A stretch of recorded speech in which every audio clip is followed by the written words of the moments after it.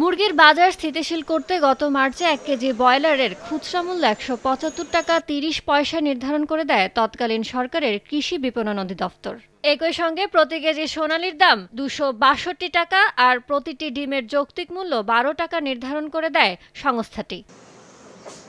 ৬ মাস পরে এসে ডিম মুরগির দাম পুনর্নির্ধারণ করল নতুন অন্তর্বর্তী সরকার। এবার প্রতি কেজি ব্রয়লারের খুচরা মূল্য নির্ধারণ করে দিল ১৭৯ টাকা ৫৯ পয়সা, সোনালী মুরগির দাম ২৬৯ টাকা ৬৪ পয়সা আর প্রতিটি ডিমের দাম ১২ টাকা থেকে কমিয়ে ১১ টাকা ৮৭ পয়সা নির্ধারণ করে দিল প্রাণী সম্পদ অধিদপ্তর।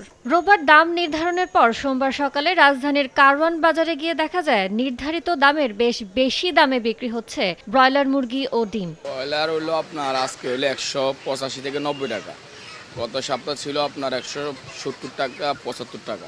লালটা দর্জন ১৬০ টাকা, সাদাটা হলো ১৫৫ টাকা, হাঁস হলো ২০০ টাকা। প্রান্তিক খামারিদের সংগঠন বিপিএ বলছে, এমন অযৌক্তিক দাম নির্ধারণের কারণে বাজার আরও অস্থিতিশীল হয়ে উঠতে পারে। বাজারে এটা মূল্য নির্ধারণ কাজে আসবে না, এটা বাজারকে আরো অস্থির করে তুলবে, এটা বাজারের সাথে সামঞ্জস্য নয়।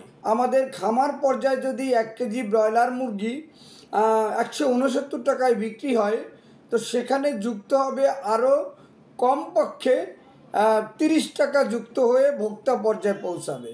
যদিও রোববার দেয়া প্রাণী সম্পদ অধিদপ্তরের বিজ্ঞপ্তিতে বলা হয়েছে, কৃষি বিপণন অধিদপ্তর, প্রাণী সম্পদ অধিদপ্তর এবং পোল্ট্রি সংশ্লিষ্ট বিভিন্ন সংগঠন ও প্রতিষ্ঠানের নেতাদের সমন্বয়ে গঠিত জয়েন্ট ওয়ার্কিং গ্রুপের মতামতের ভিত্তিতে ডিম ও মাংসের যৌক্তিক দাম নির্ধারণ করা হয়েছে।